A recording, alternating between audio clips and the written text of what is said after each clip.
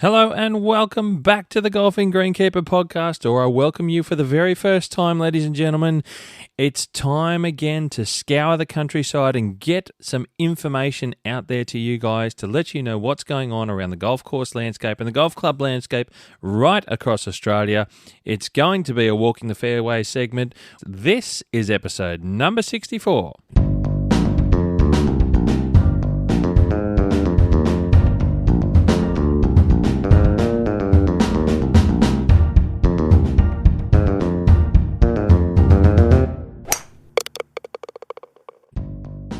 All right, ladies and gentlemen, let's get stuck into it. If you're not quite sure how Walking the Fairways works, come and join with me as I wander and navigate my way through with you guys across Australia and tell you what's going on around golf courses to just keep you excited and make you aware of what's happening and who's doing what to improve your experience when you get there and play golf there and just what's going on. So you're across everything. You know where to go. You know where you want to play, what to put on your travel list next, and just to stay up to date with what's going on, which is what this is all about, and also educate you about a few things along the way. So we're going to do something different. Just going to start straight up in South Australia. Why not go to South Australia? And I'm going to a golf club that I've never mentioned before, one I hadn't heard about and one that I'm interested in bringing to your attention.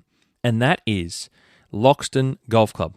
Loxton, Loxton Golf Club. Now, I didn't know about Loxton, and when I come across it, I thought I need to shine a light on Loxton. Why not? The first thing you're thinking of is, where the is Loxton Golf Club? Well, it's not quite 3 hours east of Adelaide. If that gives you an idea, if you've been to Adelaide or if you're an Adelaidean, is that even a word? I'm not too sure. It's east of Adelaide, just about 3 hours thereabouts. And it's in the Riverlands of South Australia, more or less, on the way to Mildura. So it's basically over near the border of South Australia and Victoria. If you're wondering where that is, Loxton Golf Club itself is not far at all from the banks of the mighty Murray River. So that's where it is. So when I saw some information about Loxton, I thought I need to know a little bit more. So I got in touch with John, the bar manager there. So thank you, John, for detailing and giving me a little bit more information to my questions. Appreciate the time. So what's been going on there? Why do I want to bring out Loxton Golf Club? Well, they've been working hard, and by they, I mean their superintendent, Graham Nugent, and the club's army of volunteers. They've only got one paid employee, and that's Graham, and they've got an army of volunteers to help out. And don't this whole team, led by Graham, do a fantastic job? It's another club with a great group of volunteers that allows them to keep the golf course maintained and up to scratch, which is what I like to point out, because there's plenty of golf courses in regional areas that are like this, and we don't often talk about them, and you might not play them, but this is a reason. These are the things I'm pointing out to you so you can go and visit and enjoy something different. And it's worthy of a visit too. That's why I'm talking about these places. So last year they had a devastating series of storms, and it did a lot of damage to the golf course. And they finally got the place up to where they want it to be, with having moved through a great list of work. Now here goes, this is what they've been up to. They've completed some new paving of paths around the golf course there to improve some of the areas where we have concentrated traffic. So usually it's located around tees and greens to tees and that sort of stuff. So they've been paving a few areas around the golf course, some of their paths, and get them up to speed so you're not dealing with rutted out areas or areas that are going to wash away in storms and things like that. So that's a bonus, and that's one of the things that they've been up to there, which is really, really good to see and really good for them. These areas, as much as we sort of wish we didn't have to worry about paths and concentrated areas of foot traffic, it's somewhere that when they're not done properly or you aren't able to spend a lot of money on them, they are a bit of maintenance over time. So they work well when you don't have a lot of bad weather. But when you do get bad weather, you can really get a lot of damage to some of these areas, some of the loose material paths. So we're talking sort of some granite areas or crushed metal or that sort of thing. They're not hard surface. They're not concrete. They're not paved. So if you get some serious rains, they tend to wash out and become a fair bit of work. So what they've done here at Loxton is that they've actually done some paving. So this has made them solid paths that aren't going to be damaged when they get some storms and heavy rain. So that's a good improvement there, one thing that they've done at Loxton, which is very good to see. And also what they've been up to is they've rebuilt the front of their 14th green. So we're seeing some green work happening here, some small level construction work going on at Loxton. And I say small level, for a golf club like Loxton, it's pretty major stuff. Like I said, they don't have a big full-time staff of 5 or 6 greenkeeping staff on hand. They've got one, and then they've got volunteer work. So this is a big improvement. So what they've done to the 14th green is they've raised. It originally had a false front, and with that false front, the green itself isn't so big. So there's not a lot of pin locations, hole locations on the golf green.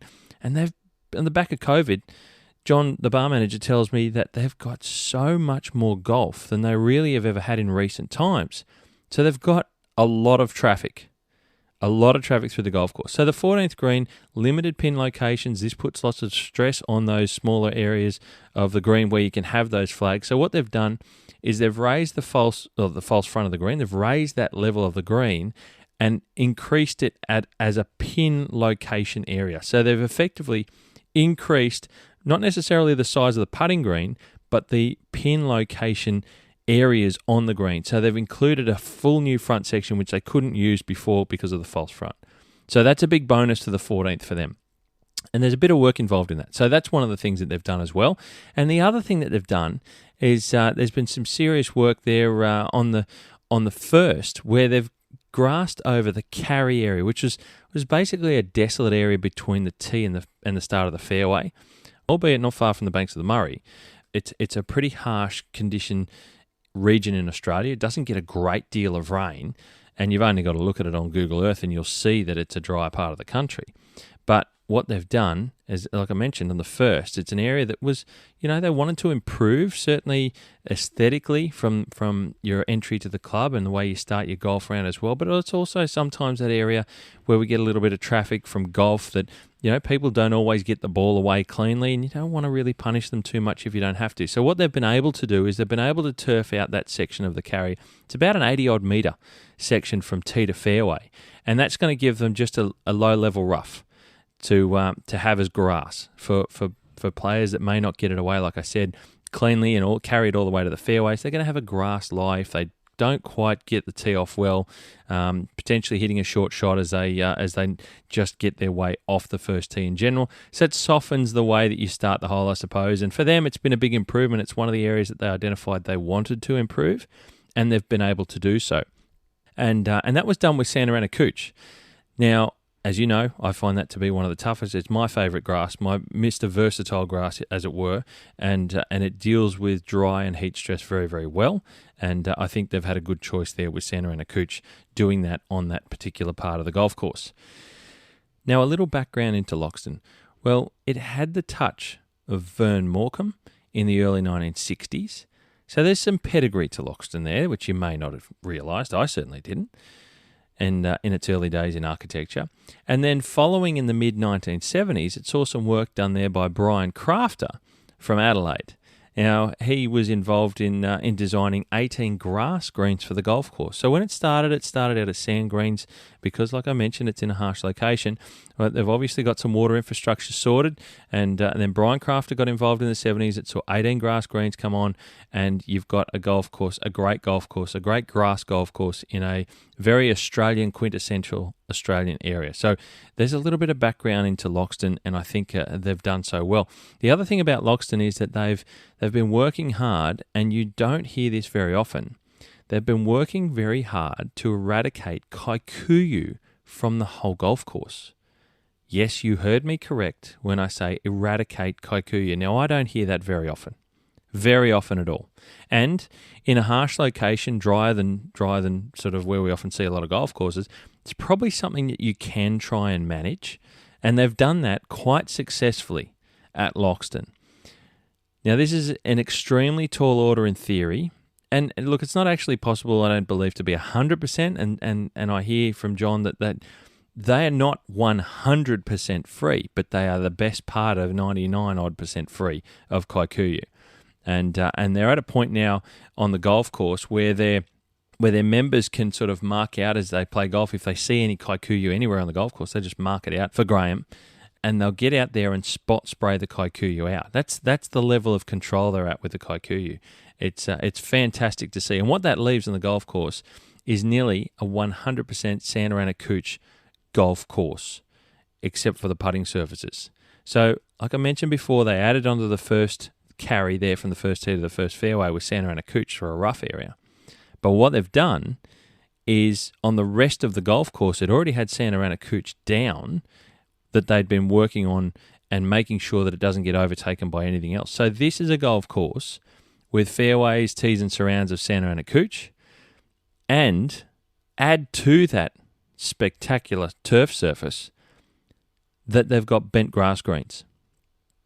This is a quality golf course. This is fantastic stuff.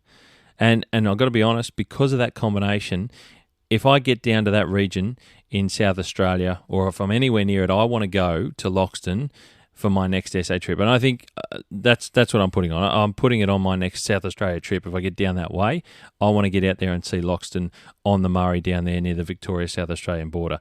It just sounds so good to me, all these bits and pieces lining up and working together. It's one that I want to experience. And in a dry part of the country, it works well for golf as well. It works well for the ground game. You're going to get that effect. Santa Ana Cooch is going to give you the ground game effect. Bent grass greens means it's going to just feel like good golf to me, a bit like home here in Sydney or playing some of the Victorian courses.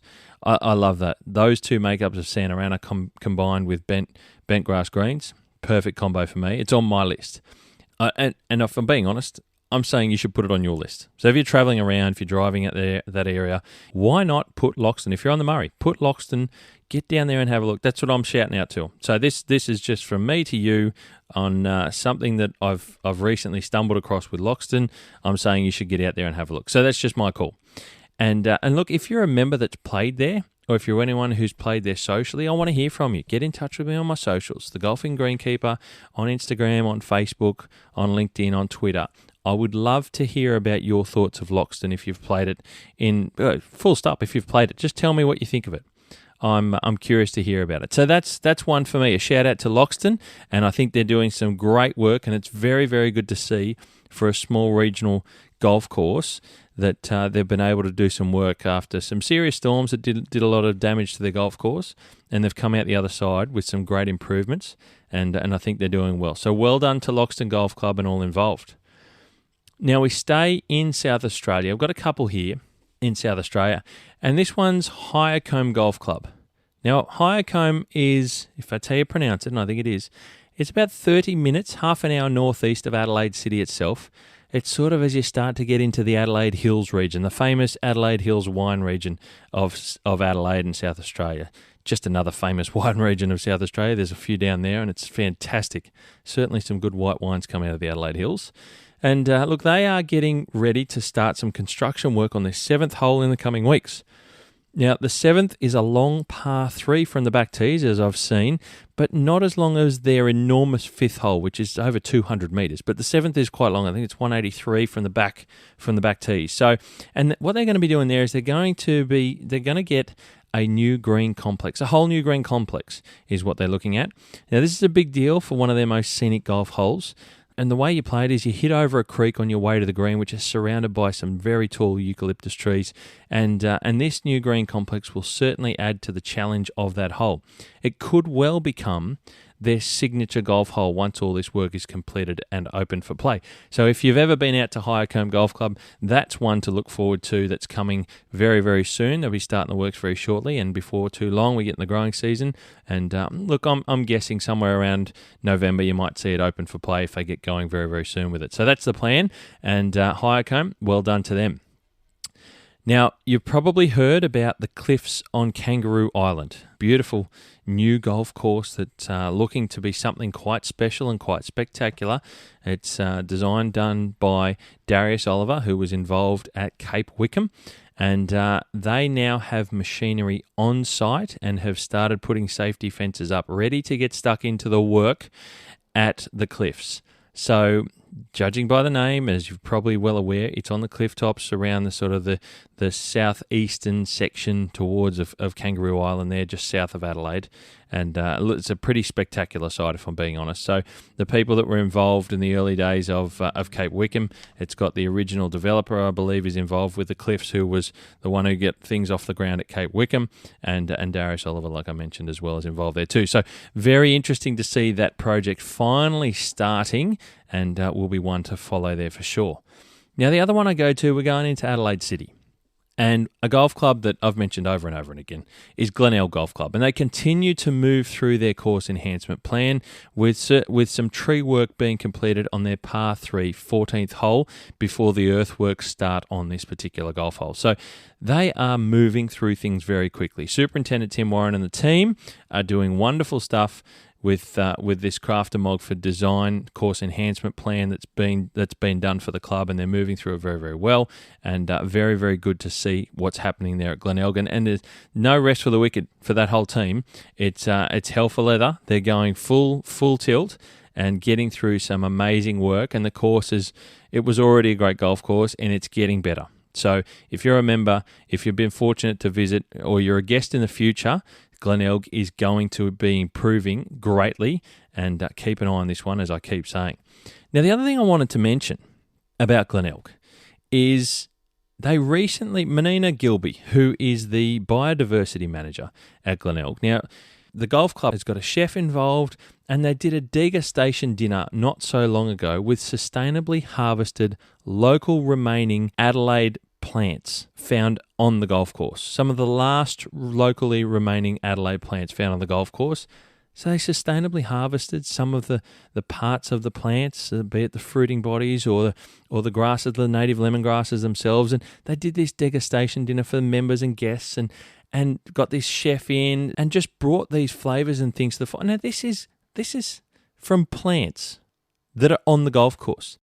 Glenelg has been going out of their way and working with a few of the other golf clubs, Royal Adelaide, the Grange, and they've been trying to get this happening. They've been working hard at promoting and harbouring and fostering the flora and the fauna along with the flora into their local environment within the bounds of the golf course.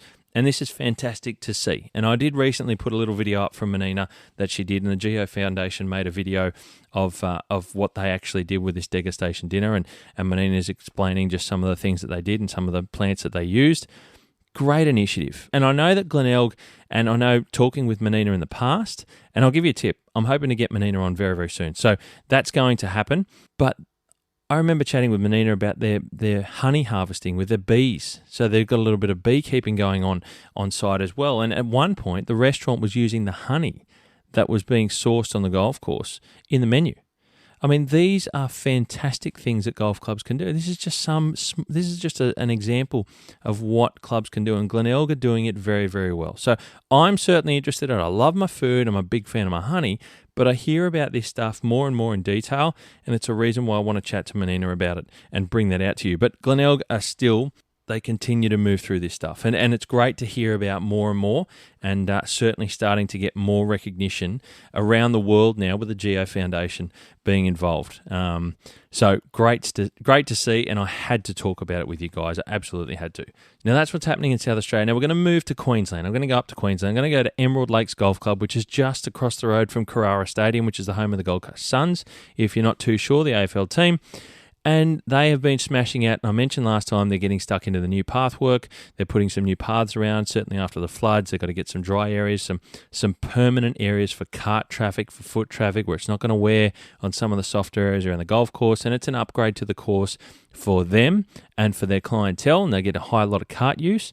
So you don't want to get out there and concentrate traffic on turf. And like I talked about before with Loxton, it creates problems.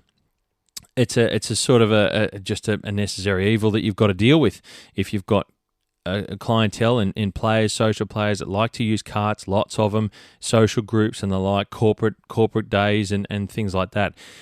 And if you don't have a massive golf course with plenty of room and you have to end up concentrating that flow of traffic, you've got to deal with it. So they're going about it here at Emerald Lakes, and they're getting some new paths down, which is great to see. At the moment, they're doing a big one down the left-hand side of the 11th, and that's very, very good to see for them, and something that will put them in good stead so that they just concentrate that traffic on an area that won't wear and you won't get some of these bad areas, boggy areas, dead areas, bare areas around the golf course from carts. So it's something that's going to work more solidly for them as they continue to move forward. Now, one of the other things that I've heard about going on up in Queensland is a brand new mini golf course happening. I love talking about my mini golf courses because it's all the rage at the moment, and many golf clubs are realising that there is a positive business model for these mini golf courses, and it's a complementary addition to the golf clubs, certainly for their clientele, getting kids involved, families involved, parties and all sorts of stuff. And look, hey, if you're like me and you're an adult, who doesn't love mini golf? I'm a huge fan of it. Massive bogan you have heard me talk about. I love it. So, Pacific Harbour Golf and Country Club up on Bribie Island, just to the north of Brizzy, they have a new one going in, a new mini golf course happening as we speak. And these are the sorts of places. These aren't left field, smaller clubs that you might have thought about in the suburbs. This is a pretty high-profile golf course up there on Bribie Island, Pacific Harbour, and they're putting in a mini golf course. They see a benefit to having that addition to their business model, and a very good thing happening up there, in my opinion. We're hearing more about it. Now we head to New South Wales. One of the things that we've heard in recent times is certainly the floods. Sadly, again, the east coast, around Sydney, north coast of New South Wales, and some parts of the south coast, hammered by more rains, massive rains, flooding rains. All the usual golf courses in Western Sydney, Southern Sydney went underwater again for the umpteenth time in the last few years. Devastating to see so many places go under, and I know there was some massive damage again to some clubs, and some that hadn't seen floodwaters as bad, certainly in the southwestern parts of Sydney, didn't quite get the floodwaters that the Western Sydney and northwestern Sydney had, but they're seeing it this time around. The usual golf course. So Riverside Oaks, Linwood, for example. I know there were some other courses that down the southwestern side. So Twin Creeks had it again. Look, there's a raft of golf courses. I could go on for half an hour and tell you all of them. Even up the mid-north coast of New South Wales this time as well, where we had places like Tuncurry Golf Club that had issues with water. Now their issue was slightly different. It was from such a high water table. Because it's on sand, it's right next to the beach. But literally the water table is so high, and the golf course was trapping that water. It's got nowhere to run to. It just sinks through the sand and permeates through the sand down into the water table. It's so high that the water's got nowhere to go. It's not going through the sand profile at all. It's just staying there, static and stagnant on the golf course. So they've got some golf holes with water, surface water, that's basically been there for weeks.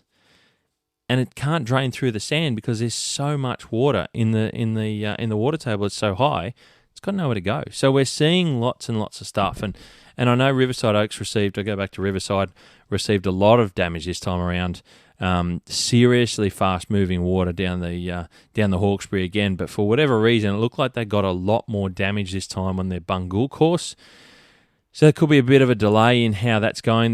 The Ganguru course is, I believe, up and open again, but the Bungool course, the new one out the back, the Bob Harrison design golf course out the back has got quite a bit of damage, and they'll be assessing that and seeing how long that might take to repair. Basically, there's a little bit more involved in that this time around. Linwood, I know, went underwater again as bad as it has been previously, but I think the water moved on a lot quicker this time, and it looks like they've been able to get the seed up and going again pretty quickly, and their efforts for recovery. So look, hats off to everyone working on golf courses that have been flood damaged the past month, again, by all this sort of rain. It's been terrible to see, but it's news that certainly we've heard about, and a lot of the golf courses are back up and opened.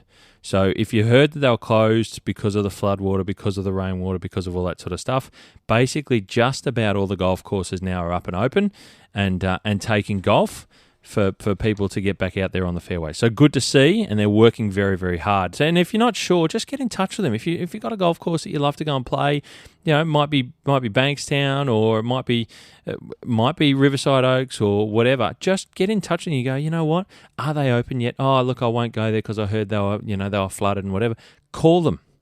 Don't guess. Call them, because if ever there was a time that these places need your support, it's now. Their businesses have been hurting, and if you want to get out there and enjoy a golf course that you get out there and enjoy one that you love to play, get in touch with them.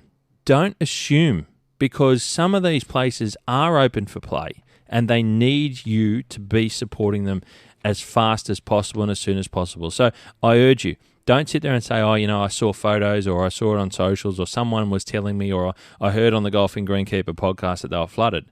That happened in the past. It was a few weeks ago now, and you'll probably find that they're back open for play and they need your support. So make the phone call. Don't assume. Call and see if you can get a game, because we all want to get back out there and enjoy our golf. Now, in New South Wales, going into the northern beaches of Sydney to Warringah Golf Club here, not too far where I am, on the northern beaches. Now, they've been getting into some of their drainage works. There's a golf course, like a lot of low-lying golf courses. It's struggled with a heavy rain, high water tables. They've done some drainage work on course, and they're doing their job very, very well with these drains, and it assists getting the water away from the surfaces and drying that soil profile out faster. And that's what's been happening there at Warringah. It's working quite well. Drainage means everything at the moment, and at Warringah they're doing some, and it's drying out those areas that they've worked on very well indeed. So it's great to see. Now we go to the eastern suburbs in Sydney. Go to St Michael's Golf Club down towards the New South Wales Golf Club area. So it's a beautiful part of the world. They're all next door to each other down there, and St Mick's is right next door to New South Wales Golf Club down in La Perouse. And they've been busy having some construction done, building the new 5th green and 7th green and 8th tee complexes. Now, lots going on here. Lots going on at St Michael's. Greens, surrounds, bunkers, tees. So much happening. It's looking good from the photos I've seen. Now, the 5th is a par 3 and the 7th is a par 5, with the greens not too far apart from each other. So it makes sense to do both at the same time if you're going to be doing something of that scale.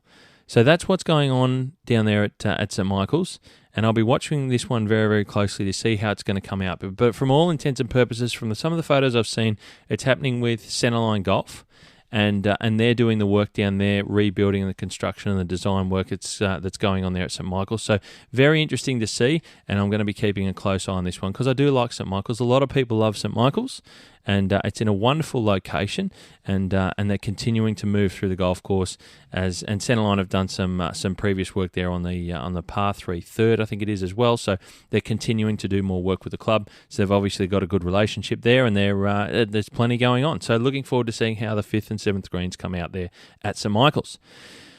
Now going to go west.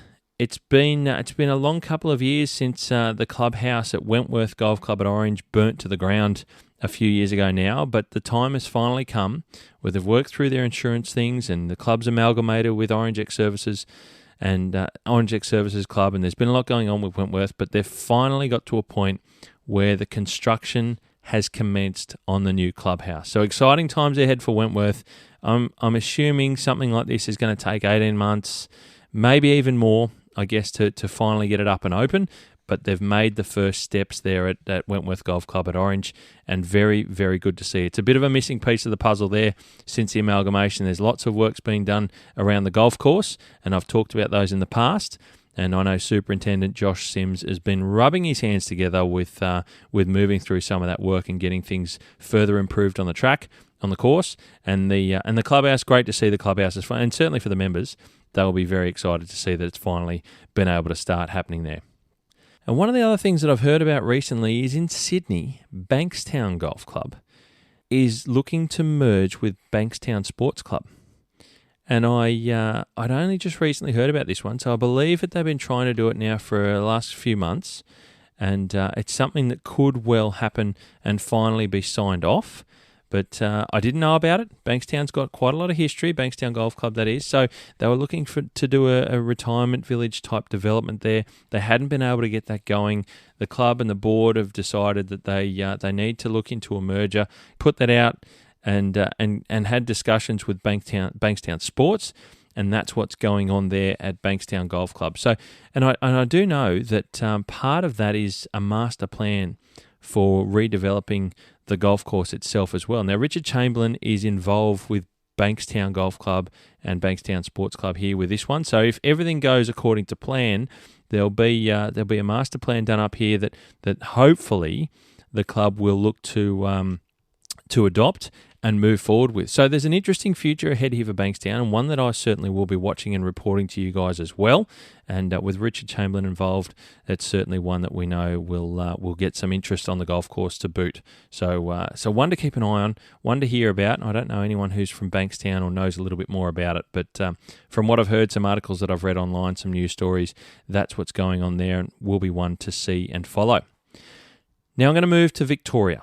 Going to mention another golf course that I haven't mentioned before, and that's Horsham Golf Club. Now, it's located about 3.5 hours northwest of Melbourne itself, not too far past Stawell and Halls Gap, the beautiful Halls Gap National Park region that's out there. It's plenty of koalas out there. I went camping there once when I went through there with a good mate of mine many, many years ago, and we were camping around some of the coastal regions, and we went back up through Halls Gap as we were coming home from down in Victoria. So it's a beautiful part of the world. But look, Horsham's located up that way, and Horsham, look, the golf course is on the southwestern outskirts of town itself, and they're moving along with the installation of their new driving range teeing area.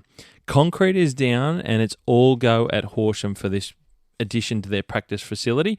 And with some of the regional golf courses like this, these are the things that make big improvements. You know, if you're a member of the club, you're someone that gets out there and is a regular to practice your golf and things like that. There's nothing that's nearby. It's not like you can just dart down the road to a big practice range or anything like that. It's not a drive. You can't just dart half an hour into Melbourne and find something that's there that's beneficial for you. So when these regional clubs have the opportunity to do something like this, it is a big bonus for them, and that's what's going on at Horsham. So well done to Horsham, and good on them for what they're up to with improving their practice driving range facility, and it's a good addition to the club. Now we go down the southwest of Melbourne, down around the western side of Port Phillip Bay to Lonsdale Golf Club, and you probably know Lonsdale was the sensationally new redesigned golf course by OCM Design, Ogilvy, Cocking and Mead, and they have just taken delivery of a brand new electric greensmile. Super quiet. It's like the cars, like I mentioned before, these electric cars that they don't make any noise, and this is where a lot of the new mower technology is heading. So super quiet stuff. You're not going to upset any neighbours. You're not going to upset any golfers either if you're out there early, and it means that we can get out there and do things, and there's less chance of any damage. So there's no hydraulics involved in these machines either anymore, so less chance of any hydraulic leaks, no hoses to worry about, burning your turf, killing your turf with oil if you have a leak and you don't see it for 3 days. That's the sort of thing that's going on. But Lonsdale have just received a brand new electric greensmile. So they've got a new golf course, and they're going to continue to invest in maintaining everything properly and up to spec, and this is where they're moving. So good to see and good to hear about at Lonsdale. Now, OCM, I mentioned at Lonsdale, they've been engaged by Rosanna Golf Club in Melbourne for stage 2 of their course bunker program. Now, that work has commenced out on the golf course on their 14th hole, and they're working on the bunkers and the surrounding slopes around the green on 14. So there's a little bit of work happening there already on 14. But look, we know about OCM, we know the pedigree in the work that they do. You've only got to look at Peninsula Kingswood, and it's an absolutely mind-bogglingly beautiful redesign of both the north and south courses there, and they've done some great work certainly around plenty of places, and I just mentioned Lonsdale as well. So Rosanna have got them involved there for stage 2 of their bunkers, and they're starting the process of moving through that program for the golf course bunkers there, which will see some great improvements on the golf course. So good to see what's happening at Rosanna. They've taken the bull by the horns, and they're getting stuck into it. Now go to Tasmania. Down at Tassie, and I reported on a little bit of stuff happening at Tassie at Lanherne Golf Club there in Hobart last time when I was chatting with you on Walking the Fairways. And Superintendent Tom North has let me know a little bit more info of what's been going on there down with a couple of things happening at Lanherne. And they're improving their practice chipping green. Was one of the other things that's going on there at the moment. And they're looking to get it at the same standard of quality as the greens out on the golf course. Now, this isn't a practice putting green. This is their practice chipping green. So a good improvement there coming along. And look, they're also moving through re-leveling all the tees on the golf course. Now, you might remember me saying that it's a 9-hole golf course with 18 tees. So there's a little bit of work in this one doing re-leveling the tees out. But that Tom tells me he's got a great help from Volunteer Army as well. And I talk about some of the smaller clubs having it. Lanherne is another one that has a great army of volunteers to assist on the course maintenance, and I've got no doubt they'll be helping along the way.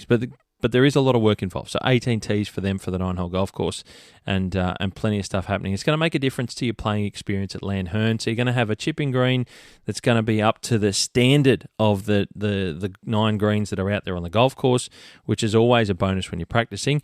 And you're going to have improved tees over the coming year, even a little bit longer.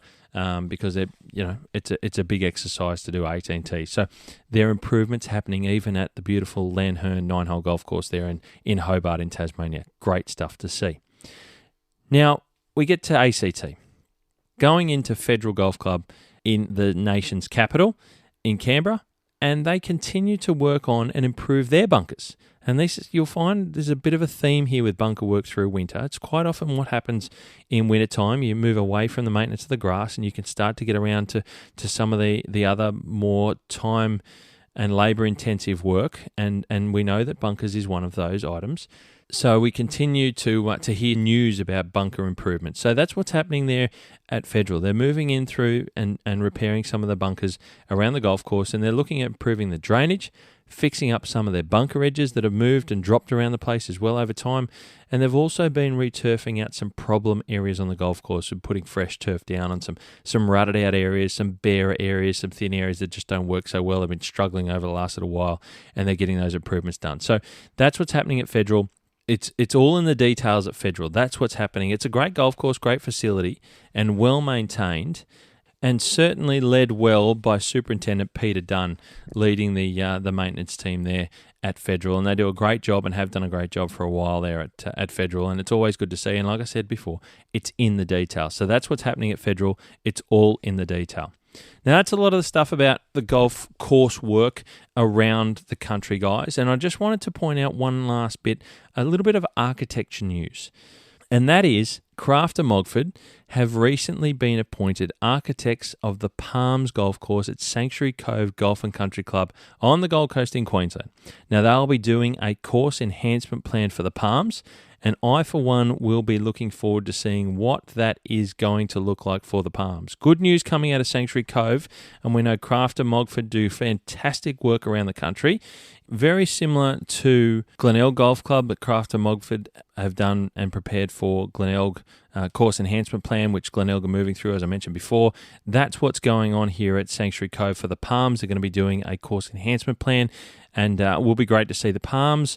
Look, the Pines has recently, it's a 36-hole facility, the Pines and the Palms. The Pines recently received some new green surfaces in Tiff Eagle Cooch on their golf greens and some other improvements around the course. And from what I hear, it's fantastic, been fantastic. And I saw it early on in the days and it looked fantastic. Superintendent Paul McLean and his team have done great work bringing in the new greens on the Pines. And the Palms will have this course enhancement plan. So it'll be great to see what's going to happen to the Palms in its very near future. And a great appointment of Craft & Mogford to Sanctuary Cove and the Palms Golf Course up there on the Gold Coast. So good to see. And that's it, guys. That's Walking the Fairways, a quick buzz of what's happening around the country for you to stay up to date, stay excited, and hear about what's going on around the country.